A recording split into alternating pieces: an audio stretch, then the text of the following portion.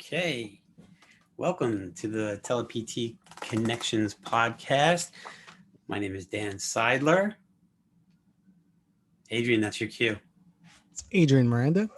That's right. And our Well, very today special. you said I'm going to introduce Adrian. Usually you say introduce myself, and then I confused you again, huh? yeah, did.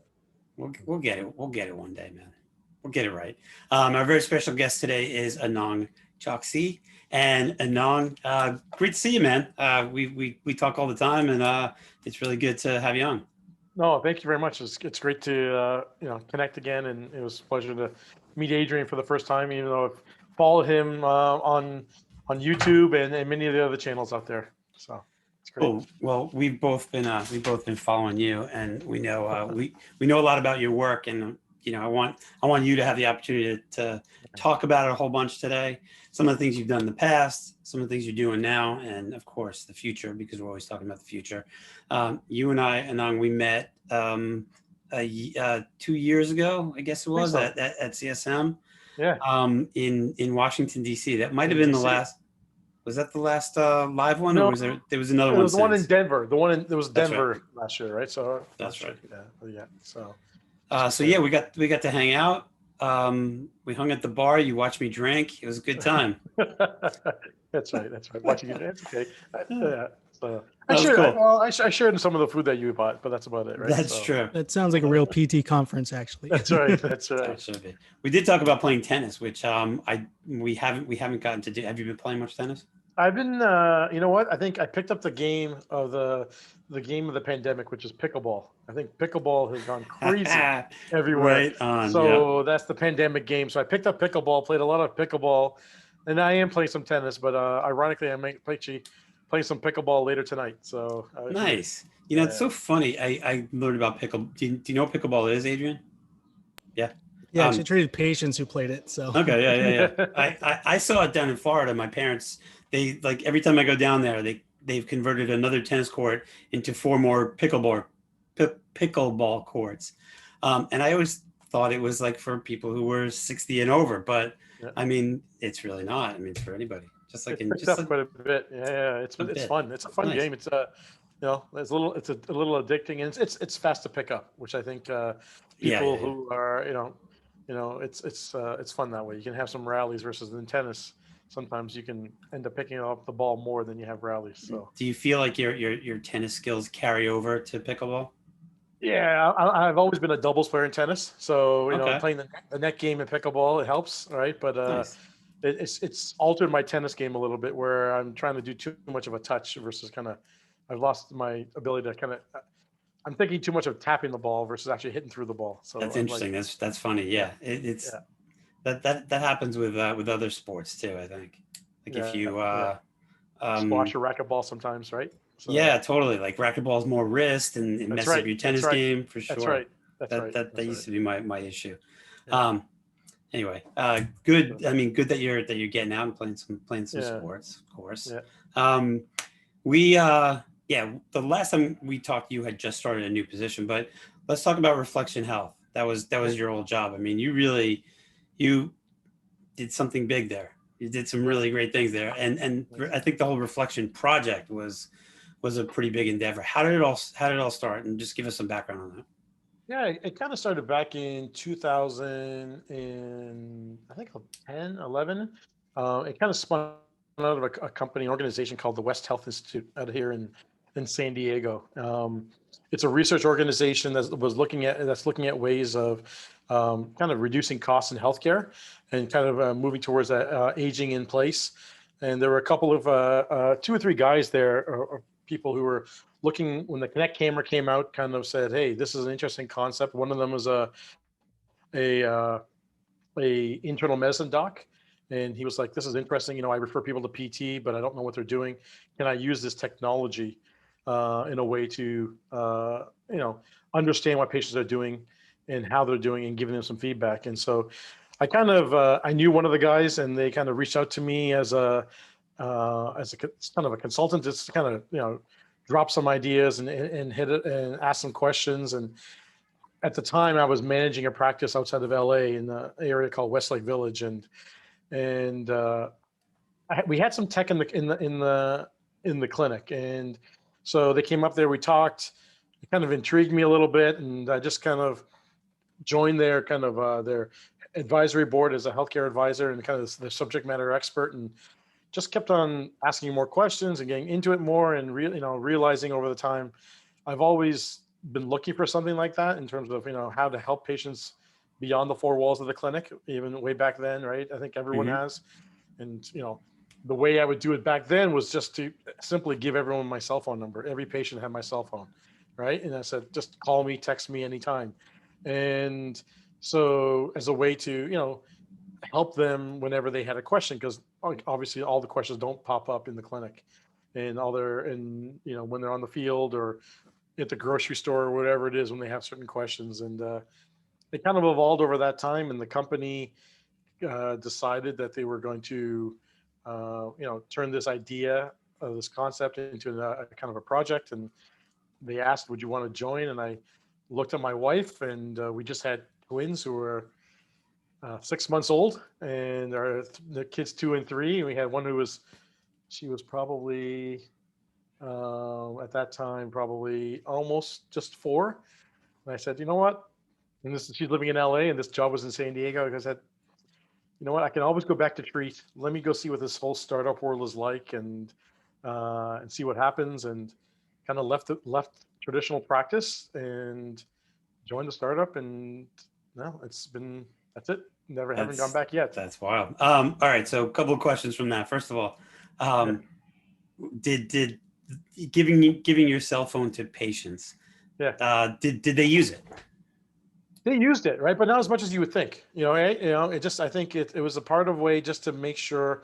I think a lot of things that we do as PTs it's just making sure as patients, they want access, right? And so if you can give them access to care or access to have an answer to something, I think it puts them at ease in that. So there are certain people who used it, and certain people I may have, over time regretted it, but I would say 99% of the time, it worked out great. It was a good way to communicate, even, of connecting on the weekends, or even connecting if people are late for appointments, right? I'm running a few minutes late or whatever it may be. It just, it was a good way of connecting besides the traditional way of connecting only face to face or on the phone or whatever it may have been. Right? Yeah, I agree with you on that. And it's interesting being a telehealth practitioner now, solely telehealth. Everybody has my cell phone, or at least or a number that they can text me at, right? Correct. And I look at that. That's one of the great one of the things that I have found to be a huge advantage compared to my previous existence in a clinic, because messages and connections and communication was always going through a front desk, and not that they weren't doing their job, but they were doing 100 other things.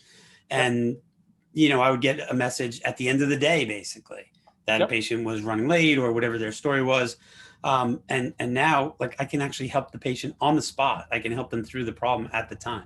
And I'm not really sure why, and we're always discouraged from sharing our cell phone with people. And sorry, there's a helicopter flying overhead as I'm recording. But and other people will often say, and you don't want to give your cell phone to anybody, right? Right. I'm not sure why not. Yeah, I agree with you. I'm in a similar, kind of ilk in that, in terms of doing that. And I think what was helpful, it allows you to even connect with them and say, hey, how's it going?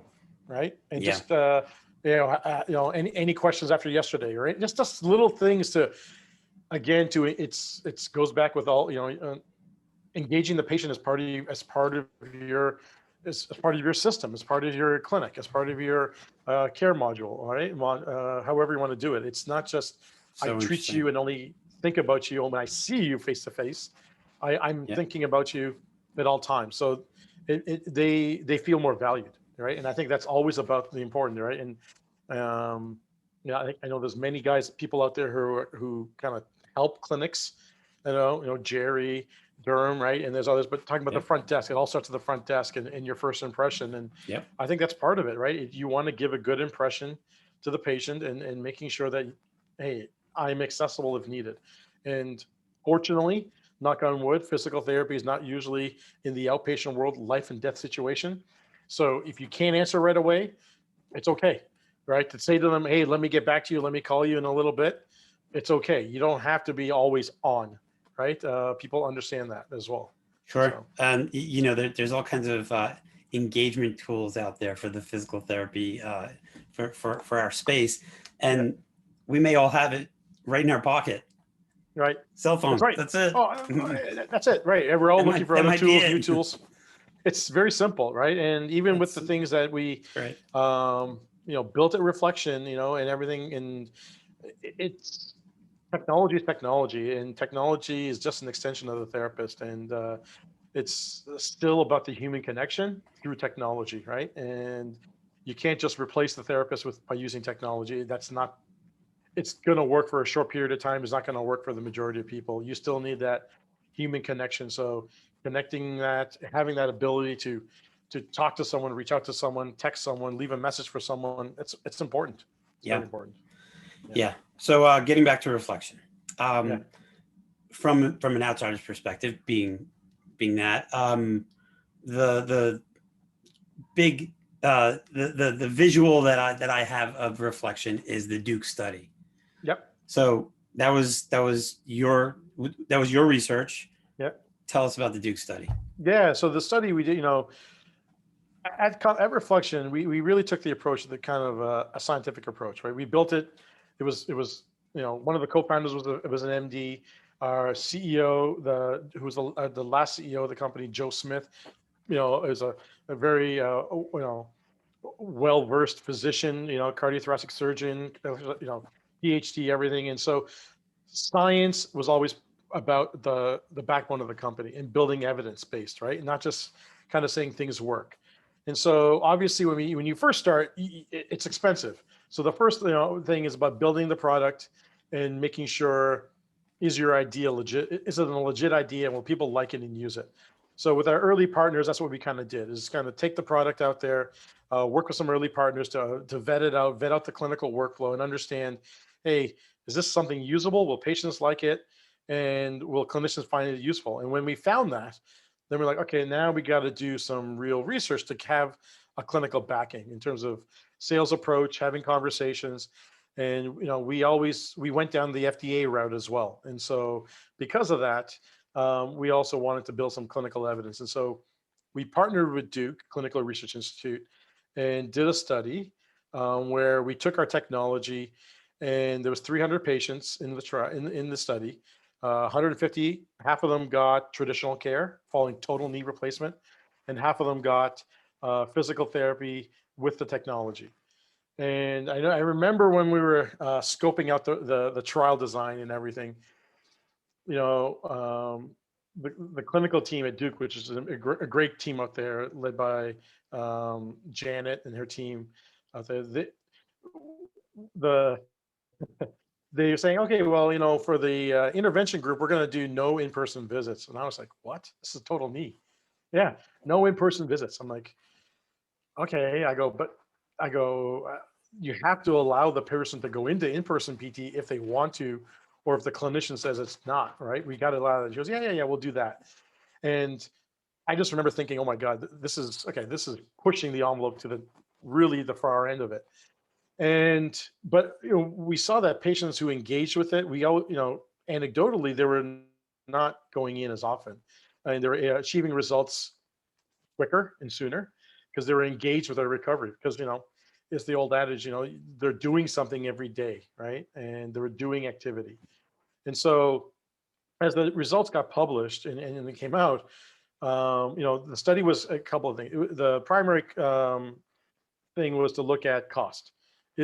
Are you able to save dollars and money in this new bundled world environment if you were to compare traditional physical therapy to kind of the remote physical therapy using technology? Next thing was like, okay, is it as safe and efficacious as traditional care? And also, are the outcomes non-inferior? So we weren't looking for superior outcomes, looking for non-inferior outcomes at basically 6 and 12 weeks. So, or in that. So at the end of the results, you know, it found that we were able to save a significant amount of dollars, $2,700 compared to one. And a lot of that was because the part of it was the patients were engaged because where they were found to have done 5.9 engaging with the system and doing 20 to 25 minutes of activity 5.9 out of 7 days a week, right? Compared to the traditional folks of moderate activity where they label as roughly around 3 to 3.3. And that's including in-person visits. Mm-hmm. And so it's not rocket science. People just did more, right? They were more engaged, they were more active.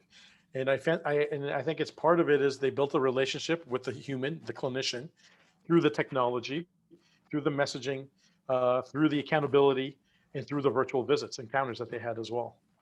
So they did everything was virtual visits with a an animated.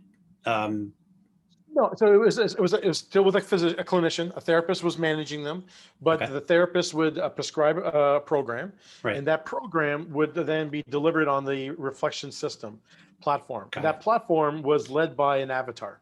By an An avatar. avatar who guided them through the exercises, educated them on how to do the exercise, why are they doing the exercise, and then it used a 3D camera, so it captured the movement and presented that movement back to the clinician in terms of a video and some feedback on what they were doing correctly and incorrectly.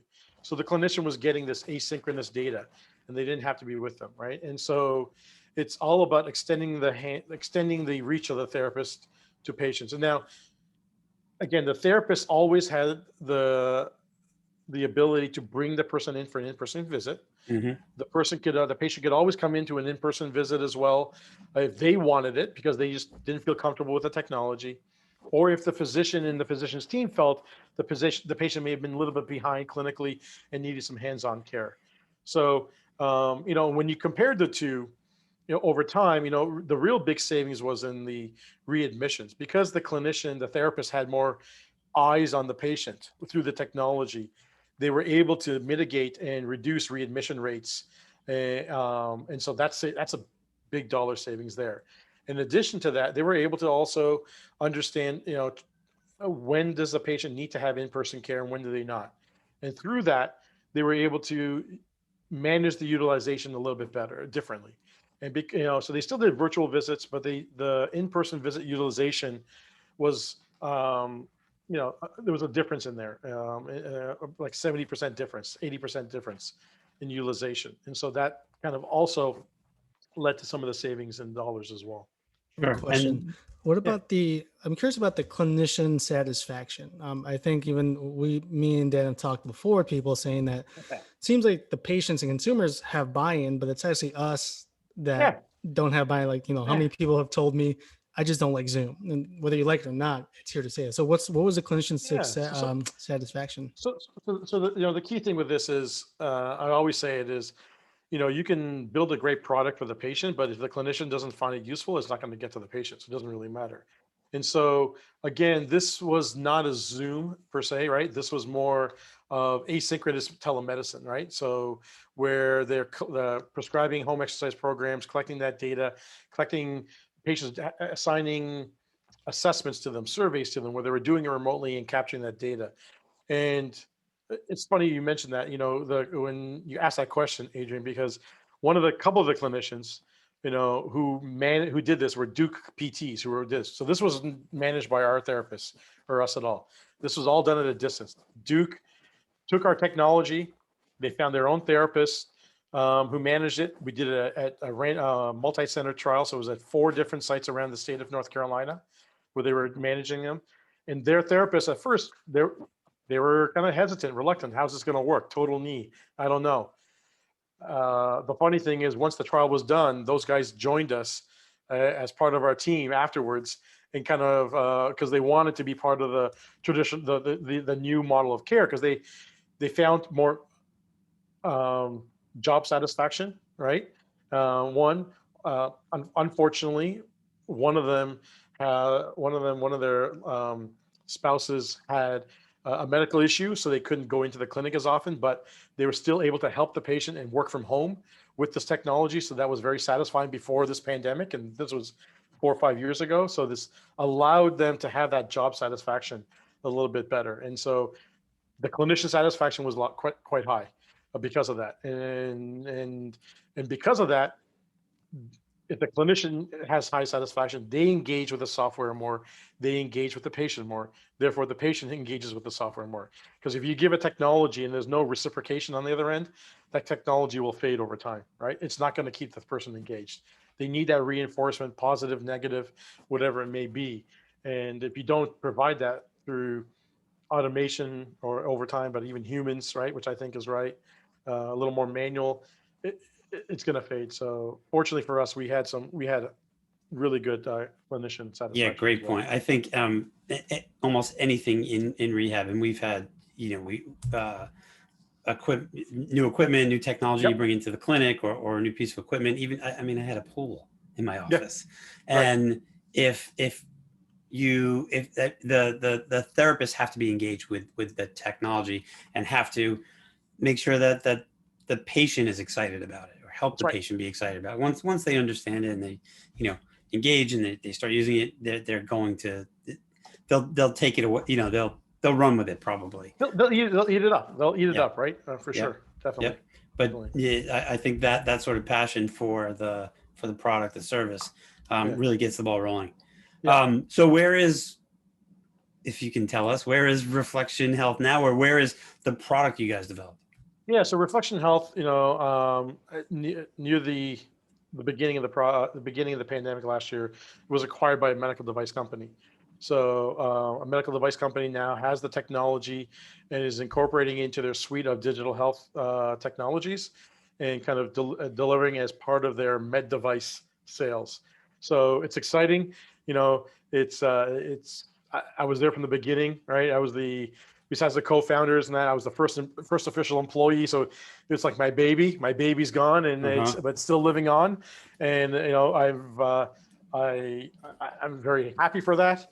But and looking forward to seeing where they continue to go, and as new opportunities open up for me, right? Sure. And new adventures as well. So do you see that technology being integral to value-based care, and how? Yeah, so I think for me, value-based care, you have to figure out a way to how you can, because Telehealth 1.0, I think was ignited big time last year, 14 months ago because of the pandemic. Yep. I've been beating my head against walls, right? And I'll be honest with you, like doing this telehealth since 2012 and trying to get therapists to adopt technology in practice. And obviously at that time, there was no reimbursement model. So value-based care was the only place to go as the BPCIs were spinning up bundled care initiatives and that. And talking to therapists, but therapists were still understanding and managing in the fee-for-service world that I still have to, because unfortunately for them, they're being evaluated in their clinic or in their health system on how many revenues per unit, right? How many values are they bringing for the revenue? And so it was hard for them to comprehend and understand. And so, value-based care is more population management. And I think technology is the way to go for that, because you have to, I think there's a stat out there where it's saying only 10% of all people who need outpatient PT get to PT. There's 90% of the people out there who are unable to get to it, don't know about it, or can't afford it.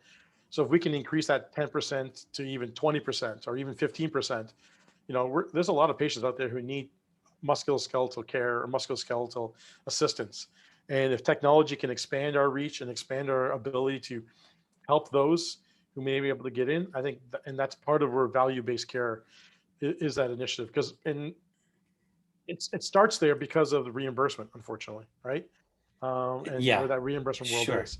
And as that evolves, it'll change, right? Yeah, it will change. Because I think the flip side is, and certainly from a therapist point of view, is that technology, they don't want technology taking their job, essentially. And you're saying something that's it's really looking at it completely different. You're saying if we can incorporate technology, there will be such a larger pool, such a bigger pie of patients, right? Because so many more people than are actually receiving the services need physical therapy. So that's half the battle right there, or that's half the story. That the number of potential patients is significantly bigger than what we're actually. And then you can use this technology to triage who needs to come into the clinic, or who do you Sure. need to go to see, right? Because Segmenting, right? Segmenting, right, and understanding that, because I know when I lecture at universities on telehealth, you go in there and you ask students, okay, how many people have done telehealth? And this is pre-pandemic, right? So things have probably changed now, but pre-pandemic, Sure. and maybe out of 100 students, maybe 3 or 4 people come up. I'm all right. How many of you have actually helped a friend or family on the phone through a problem or give them extra? Nearly everyone's hands go up, right? So the concept of understanding what is telehealth, right, is there. You still get to practice within your profession, within your guidelines, and you can still help that person. Now, doesn't mean they're cured, but you can guide them for a couple of weeks and say, try this for a couple of weeks, check in with me. If it doesn't work out, come into the clinic, or let's find someone in your area to go in and see, right? And it's just not all digital, all in person. It's that thing that we've talked about, Dan, many times. It's the hybrid model, right? And Yep. understanding where to turn that dial for the person. It's not just one way or this way. And I know I keep on going, but when therapists think about this replacing them, I don't think technology can replace a therapist. And I've said it to you many times and to others. It's not the technology is going to replace a therapist. What's going to replace a therapist is a therapist that uses technology, right? Because the therapist that uses technology is going to understand how to connect with their patient better. Look at all around us, right? Amazon, Grubhub, DoorDash, all these things now, right? All these things have made things more convenient, and patients are consumers. And what do the consumers value the most is their time. So if you can give for those who value time and a convenient way of getting your service in a really kind of high touch, high concierge type of delivery model, patients are going to be appreciative of that, and that model will grow over time. That's great. That's a really interesting point, that telehealth might actually even take off even more once people go back to work and life becomes hectic again. That's right. The value of it becomes even more because you're increasing access, helping them manage their time. Well, Yeah. look at Peloton, Tonal, all these Tempo, all these at home gym things. They're taking off as well. Same concept, right? People, you can say, well, the big box gyms are, they're always going to survive. It's changing a little. It's not going to go away, but it's changing a little bit. Some people are going to work out from home now, right? And do things a little bit differently. Doesn't mean, but when we talk about telehealth, it can't be telehealth 1.0, because telehealth 1.0 won't survive, because that's not efficient. That's still one-on-one. Let's have a conversation for 40 minutes so I can bill you for 40 minutes of care. Right. That's not going to work, right? It's going to Right. be, if I need to talk to you for 5 minutes, let me talk to you for 5 minutes. If I need to talk to you for 15, great. But let me also capture data asynchronously, right? And I think that's going to be the key. 2.0 is really using more technology, machine learning, AI, all those big buzzwords to kind of have that asynchronous model be more kind of ubiquitous to everyone, right? It'll be just available to anyone and everyone. Yeah. Talk more about that. Telehealth 2.0. Yeah. It's, to me, it even goes back to what you said about you talking about what you're doing with your telehealth of the messaging, right? To me, I think the messaging, text messaging in a HIPAA compliant, that is more. Yep. That to me is more of a stronger kind of engagement factor to a patient than sometimes a televisit, right? Just being able to respond to a question, that just keeps them coming back for more. And understanding what a patient is doing when you're not with them is going to be key, right? It's happening now for chronic care management with, heart rate and blood pressure and weight scales and CHF. And it's gonna expand into our world as well, right? How can you understand how a patient is moving, not moving? What are they doing? How are they performing? All these different factors at home, right? And I think, I listened to your conversation with Mark last week, and and I think Mark is great, and he's doing some amazing things over at Vori, and what he's done is this success already with previously, and it's the same adage. If we don't change, there are going to be other people coming into our space. They're Right. going to take over, and do things differently, and that's the challenge, right? Yeah. So you hit on asynchronous, which is where a patient is essentially deliberately recording themselves or deliberately, I guess, recording and sending it to Well, the therapist. it's recording, or it's also capturing data, right? It can be Sure. doing a survey. It can be doing Oh, that's answering great. questions. It can be, doing some education. All right. It's not only always recording a video. There's so many different. It's answering text messages, right? Responding to the things. So Sure. all of those things, I think, to kind of help you understand how that patient's doing, in addition to video recording, in addition to biometric capture of their emotion, right, is all important, Yep. right? And all will lead us to understand how that patient is doing, and over time build these models of predictive analytics of saying, hey, if I see Adrian walk in my clinic and have him do a couple of motions, I'm going to be able to predict his recovery time based on some of these models over time, regression models over time, right? I'm going to understand that, this lack of motion, or this he's going to be with me for this many times, or it's going to give you a better idea where patients are going to fall in that curve of recovery. That's pretty mind blowing, actually. Yeah. I mean, look, we think we can process that and figure it out. I mean, I think I have a pretty good idea looking at a patient just from my own experience and running my own algorithms in my head, I guess. But if you have the scientific data and evidence behind it, that changes things significantly. And it's objectifying. It's objective. It's objectifying our what we see. I think we are movement experts. We see all these things, right? We can watch someone's gait and everything. Great. But then, we can notice, Trendelenburg lean, decreased stance time and all this. But what is the exact precision of that? Or what is the exact, unless you really spend the time and have a, massive, expensive kind of gait lab in your clinic, or you have someone walk on a piece of, map it out and draw it out and all those things, you're making some quick visual estimations, right? And so if you can use technology to give that a little more hard numbers, it can help with understanding the progression of the patient and their baseline and how they're doing over time as well. Sure. So I'm going to talk like I'm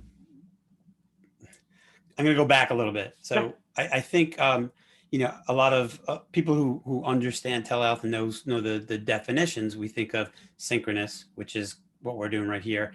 Asynchronous being some of the things I described before, a recorded session or survey, things like that, and remote patient monitoring being the third.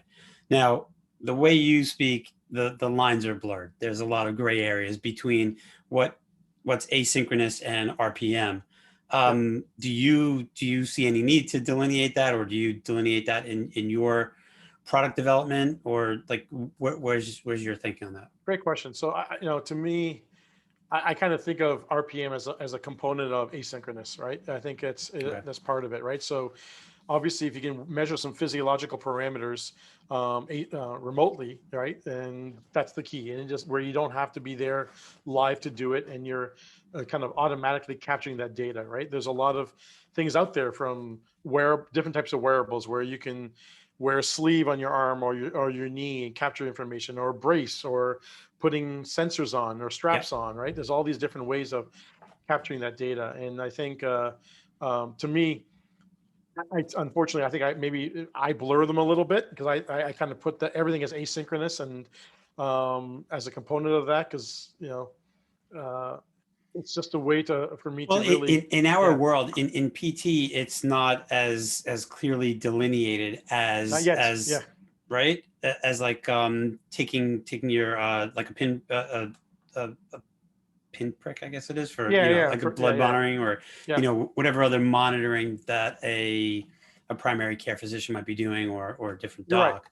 You're right. So right now, and just I'm going to throw out some codes here, right? There are remote patient monitoring codes, the 99, 453, 454, 457, and 8. Those codes are codes that are now primarily just for MDs and their staff. I was going to say, right? You're not even allowed to say those codes. Yeah. Those are not for us. I mean, like, right? PTs can't use those, right? PTs cannot use those codes, right? And just to be clear. And by the way, isn't it? It's remote physiological monitoring, isn't it? It's remote monitoring of physiological parameters of RPM, of physiological parameters. And the examples are blood pressure, heart rate, weight, scales, all Okay. those things, right? So we need it to be So, remote patient monitoring. And I think then, it's I think it's remote patient monitoring. Oh, I don't okay. think it's physiological, but then Okay. the example is of physiological parameters, Yes, right? gotcha. And so, you know, I'm going to add a caveat, but I always advise people to talk to your billing thing. A PT who is billing under the license or the NPI of a physician Right. does have the ability to use those codes. Incident two, right? which we have our issues with, but Correct. go ahead. That's a different. That's a different world. Different issue. That's a different issue. But as I say all that, I think there's there's opportunity there, and there are some potential things that are coming. I think that may be coming down the path in 2022, which will. I think there's a recognition, especially the pandemic again has heightened everyone's awareness to this, where there'll be other opportunities to open this up to other healthcare medical professionals beyond the physicians. Right. I think they've just been doing it for longer as well. Like we're Right. just starting to do the asynchronous and capture all this data, That's and right. maybe physiological might go into biomechanical or That's right. even Right. force production. So That's right. And so I think the key thing is, when they talk about this remote, the data has to be captured remotely, right? And automatically. It can't be something that's captured, in other ways. And so that's part of it. And I think if you can capture some physiological parameters, remotely, automatically, I think that can help you with that. And so it's interesting. I think there's opportunities coming down the line, and you mentioned earlier, Dan, about the continuation of the telehealth codes right now through the because of the health because of the pandemic and everything. And again, I think it's great. I think it's the first step, but I think there's a bigger picture here. And as we were talking before this, as this kind of develops a little bit, this telehealth model, there's going to be ways, I think, to rethink how payers offer the benefit of physical therapy to their beneficiaries, members, right? Because right now, like we were talking before, some insurance companies offer 12 visits per year, right? And if a 7-minute e-visit is equal to a 45-minute in-person visit, and to a patient, and they lose one of their visits, Sure. it's going to be harder for them to do that, right? Yeah. And so how do we kind of change that model a bit and change it from visits to almost maybe code number, time codes, it is one of the great values of telehealth, by the way. Yep. That you can do a 5-minute visit with a patient sometimes. Correct. 5-minute, 10-minute, to answer a question or help them through a cramping hamstring or whatever it may be, right? Or ice versus heat. That's right. And you should get paid for that. Right. And the patient shouldn't be penalized and have to sacrifice a visit. So you should be able to bill for whether it's one code or 5 minutes or 10 minutes, even on a per minute basis. I mean, it just makes so much more sense. It does, because that'll open up the option, the ability to really use technology as a way, right? And out there to help people. And of course, we're talking within like the insurance framework. I mean, there are PTs or other practitioners who are already doing that on a cash basis or subscription basis. That's right. And and I think that goes back to your earlier point of talking about value-based care. This is where value-based care gets pushed to the forefront again. Case rates, value-based care, right? Because then with value-based care, you just deliver the care that's needed. You're not really worried about billing. You're just worried about managing. And that's a different mentality. Such a different mentality, exactly. Right. And I think that's the key when it comes to that. And that's where technology can help a lot, when you are there to manage a patient and manage the recovery, more than kind of having to, bring them in as often as we can, unfortunately, at times, right? Which is important for them. They need that in-person care, but sometimes maybe not as often, and you can spread it out more too, right? Yep. Will you say something, Adrian? Yeah. Okay. I want to get a little nerdy here, Anang. Yeah. Tell us about FDA and how that relates to what the products you've developed and the ones you're developing. Why is the FDA involved? Yeah, so I think the FDA, we chose to go down the FDA route just for, I think, to have that. This was Reflexion now, right? Reflexion. Okay. to do that, just to make sure that we are following good practice guidelines for developing a quote unquote a software as a medical device, and making, and especially since we wanted that FDA kind of symbol, to make sure that we are doing things by the book, and being able to say that we are FDA cleared, right, as a software. Okay. So it was more of we took it as an approach as a differentiating approach, and because we thought also it also help us in terms of conversations with payers and conversations with as that comes into reimbursement models and new reimbursement models, right? Because when you look at the definition of a remote patient monitoring for the MDs, it does say that the device needs to be meets the definition of a medical device defined by the FDA, right? And so it's making sure, that's why if you're following those kind of those development processes and manufacturing processes there to make sure that you are mitigating risk for yourself and for your patients. Okay, overall. I get all that. Now, correct me if I'm wrong here, because I don't know, but Yeah. I've been told that in the telehealth PT space, there's sort of like a line where you do need FDA approval, and before that you don't. The line is where there's actual decision making being done by a machine, based on obviously on algorithm or some sort of Just not that, pathway. just like the goniometers we use in the clinic, they're FDA registered and cleared, right? That's an But FDA they don't product. need to be. But, Do they? but it is, right? So they are, right? A weight scale, that's an FDA device, right? So the FDA is not something that has to be kind of that has all that algorithms and kind of diagnosing part of it. It could be a simple thing based on, so you have to look and find your product code that defines you, right? So just to make sure that you're following good, again, practice guidelines of developing your software or developing your product, and making sure it has kind of the safety checks as you develop it, and making sure you are developing what you're saying you're developing, right? And that they're always going back and it's good practice, more or less. Well, that's for health or medical devices, correct? Pardon me?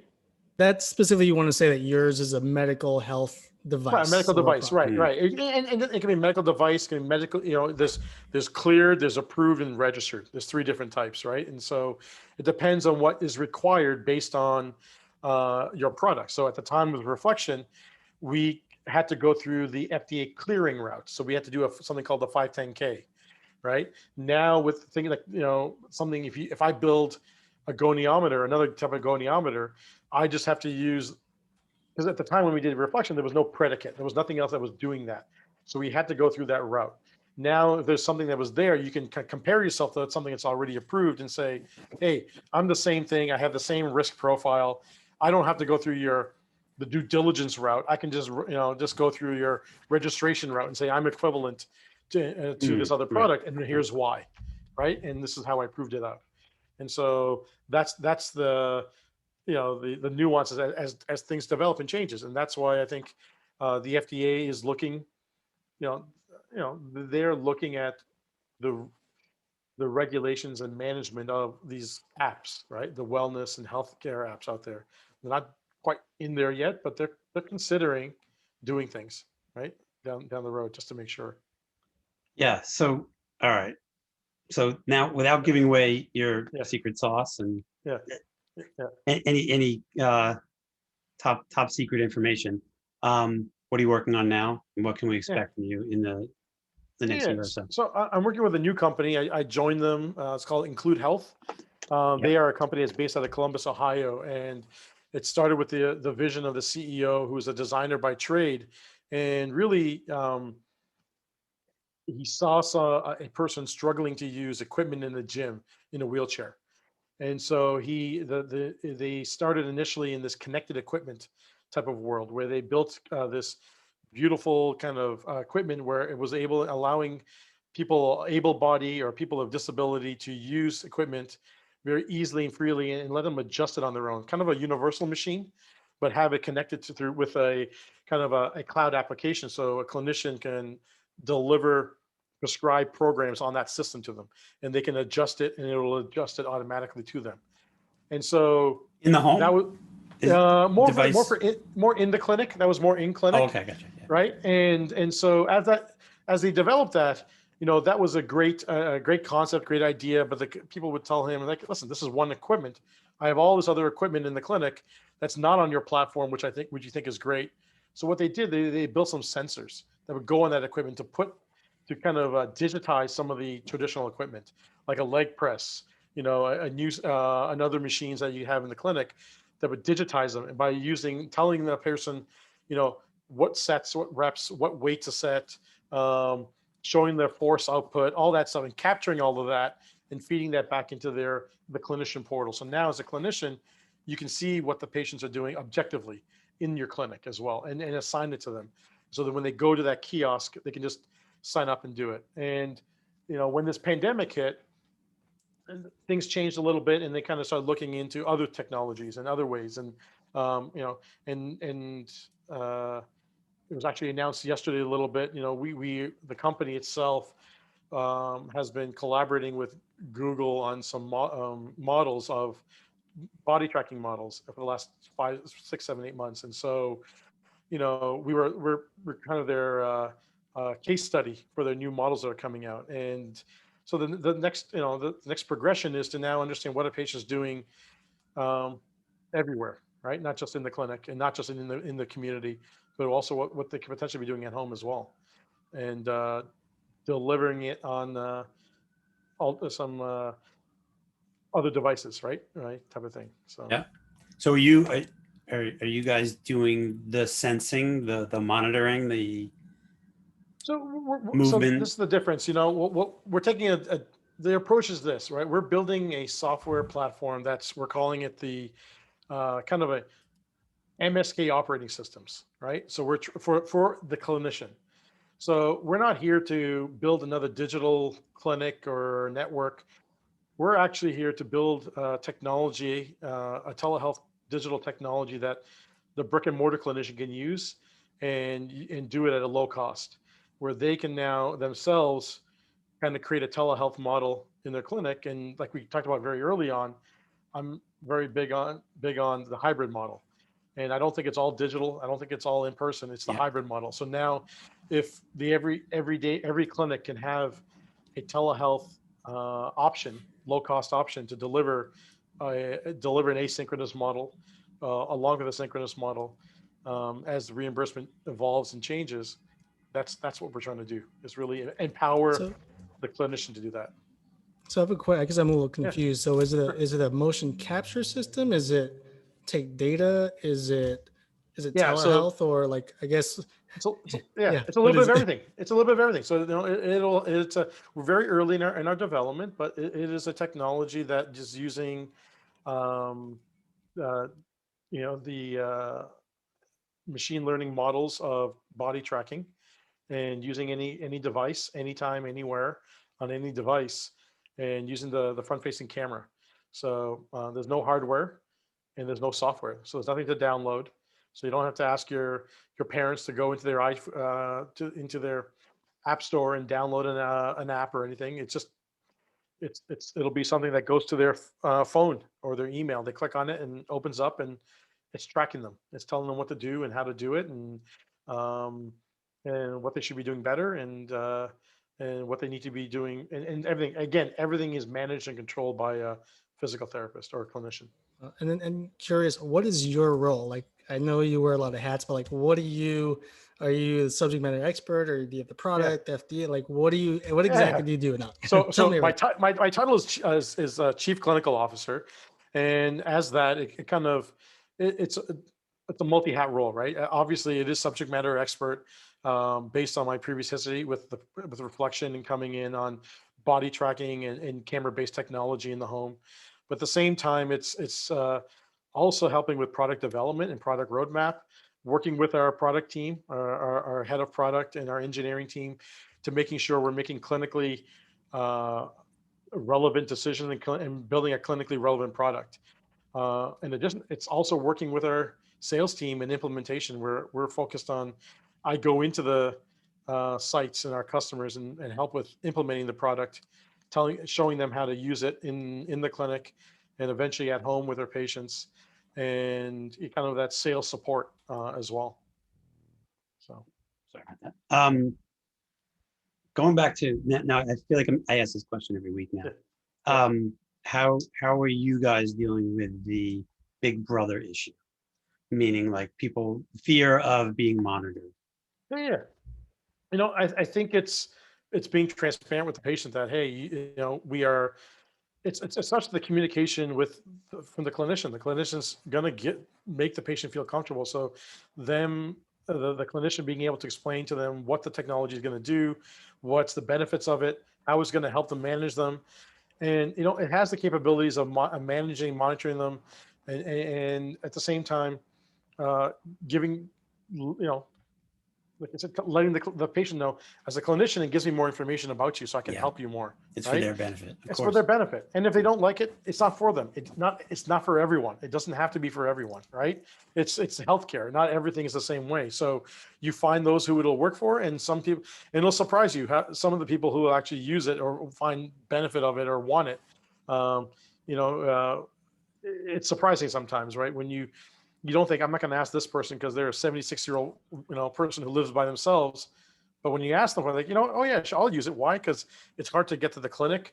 It's not easy for me to drive or ask someone. I don't want to ask other people to drive me into the clinic, Yeah. or I don't want people to come into my home, right? And so all these different things. And so just having that another tool in our toolbox to help a patient is the key, right? Totally. All right. I've asked all my questions. Now, Anang, you get a chance to ask us a question.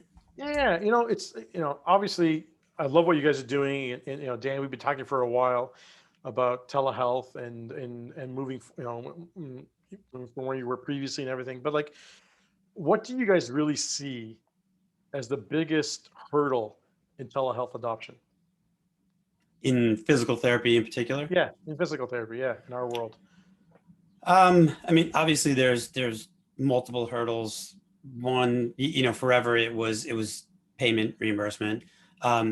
There's definitely there is the hurdle of provider adoption, but I think that's going to be easily overcome. Mostly because there's just enough providers that are excited to treat either in a hybrid model or strictly from their home or strictly remotely. It's I don't know. I mean, the biggest one doesn't seem to be patience. It's more about it goes back to the old, like, docs don't really know what we do. Yeah. Right. And anytime I've had conversations, well, not all doctors, but a lot of doctors who I talk to are just like, no, my patient needs massage. I need someone to really get in there. I mean, we know that we're going to teach them how to manage that themselves. Right. We know that we're going to teach them how to stretch themselves. In addition to the idea that I can see everything you're doing on video, by video interaction and of course other modalities that you've talked about.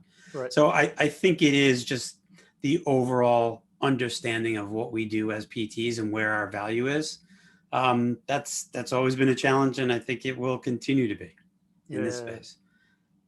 I think these are the biggest challenge. I think we fought for so long to be manual therapists and get manipulations into practice acts and manual therapy, even back from Stanley Paris days coming to the States. So I think it's partly, just kind of giving that up, that we have an identity. It's part of an identity.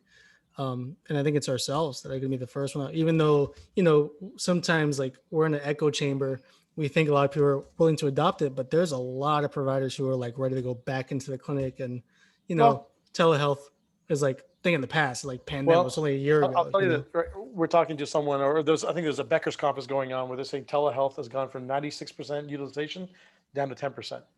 Right. And I think you're right, Adrian. I think that is part of it. And, even through my lectures too, when we talk about that, when I went to students, they always say, well, I just paid all this money for my hands. And I think sometimes what we forget and realize, the hands are very important. Well, what's the most important part is your clinical decision making in your eyes, right? And that's the stuff that you use your hands to verify that stuff.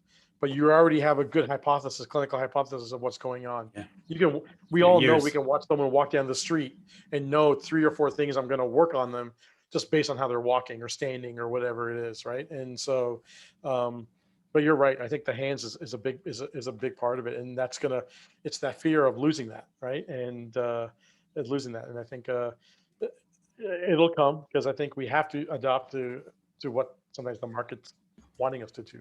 Right. So, I think we're gonna make we're gonna skip like where you're talking about these, as I like call it, smart clinic or smart therapeutics. They're gonna kind of go above, because that might democratize a new graduate not having the experience that we do to see somebody on the street. And with a couple pushes of a button, you get to find out their biomechanics or impairments pretty quickly. So I think we're gonna kind of just why can't we get a Jiffy Lube report on how that patient is moving before we walk into an eval room? Have them do a couple of motions, get some readout, right? And get a readout of their ability to squat, to ability to do single leg balance or walk, and get that Jiffy Lube report, and then come out and say, okay, now I know I have the metrics. Now let me tell you what you need to do to get better, right? Set out the plan. Practice at the higher end of our license, right? And so, right, exactly. like a physician practices, right? Be the manager, be the director, right? Sometimes. Yeah, it's also, I mean, I think what you're also describing is a synergistic moment where you're taking all the strengths of technology, combining that with all of the strengths and values of a doctoral trained PT. That's right. And they're inevitably just going to be more powerful. That's right. And again, and this goes back to what I said. Yeah. It can't be just about technology alone. It has to be about the human connection with the technology. So, great wrap up. And I like it. No, all right, man. This has been great. What a great conversation. Yeah. Awesome. I can't wait to get it up. Can't wait to post it out there and get it out there. How can people reach out to you? Where can they find you online? Yeah, so you give everybody your cell phone number right now. Yeah, my cell phone number. Give me a shout. Right? Text message me. That's true. But I'm on Twitter at Anang Chokshi, at Anang Chokshi DPT, and also on LinkedIn. Please reach out to me. I'll respond to all the times, or as well. My email address is my first name last name at IncludeHealth.com. Reach out. I'll vouch for that. I reached out to you cold about 2 years ago, and like that we were on the phone. We were chatting. We were. That's right. Have a great conversation. So love to talk about it. So thanks, man. It was great having you, Adrian. It was great meeting you. As usual. Likewise. Great job today. Yeah. Awesome. All right, man. Appreciate it. Talk to you soon, Anang. Yeah. Sounds good. All right, buddy.